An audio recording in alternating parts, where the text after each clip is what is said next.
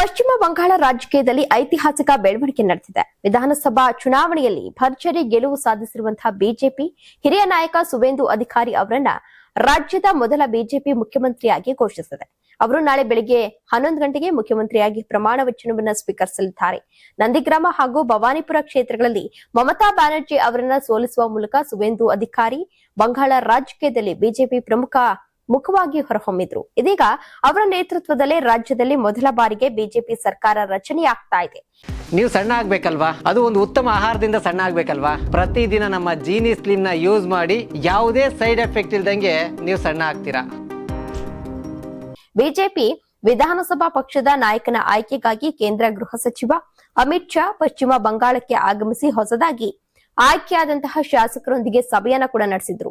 ಈ ಸಭೆಯಲ್ಲಿ ಸುವೇಂದು ಅಧಿಕಾರಿಯವರ ಹೆಸರಿಗೆ ಬಹುತೇಕ ಏಕಮತ ಬೆಂಬಲ ವ್ಯಕ್ತವಾಯಿತು. ಈ ಕುರಿತು ಮಾತನಾಡಿರುವಂತಹ ಅಮಿತ್ ಶಾ ಸುವೇಂದು ಅಧಿಕಾರಿಯವರ ಹೆಸರನ್ನ ಎಲ್ಲರೂ ಒಮ್ಮತದಿಂದ ಪ್ರಸ್ತಾಪಿಸಿದ್ರು. ಎರಡನೇ ಹೆಸರಿಗಾಗಿ ಅವಕಾಶ ನೀಡಿದ್ರು. ಯಾರು ಮತ್ತೊಬ್ಬರ ಹೆಸರನ್ನ ಸೂಚಿಸಲಿಲ್ಲ. ಹೀಗಾಗಿ ಅವರನ್ನ ವಿಧಾನಸಭಾ ಪಕ್ಷದ ನಾಯಕರನ್ನಾಗಿ ಆಯ್ಕೆ ಮಾಡಲಾಗಿದೆ ಎಂದು ತಿಳಿಸಿದ್ದಾರೆ.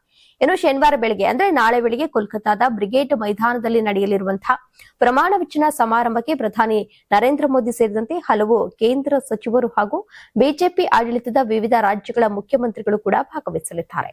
ಬಿಜೆಪಿ ನೇತೃತ್ವದ ದೇಶದ 20 ರಾಜ್ಯಗಳ ಮುಖ್ಯಮಂತ್ರಿಗಳು ಕೂಡ ಈ ಕಾರ್ಯಕ್ರಮಕ್ಕೆ ಆಗಮಿಸಲಿದ್ದು, ಇದನ್ನ ಪಕ್ಷ ಐತಿಹಾಸಿಕ ಕ್ಷಣವಾಗಿ ಆಚರಿಸಲು ಸಜ್ಜಾಗಿದೆ. ಎಲ್ಲ ರಾಜಕೀಯ ಪಕ್ಷಗಳ ನಾಯಕರಿಗೂ ಕೂಡ ಆಹ್ವಾನವನ್ನ ನೀಡಲಾಗಿದೆ.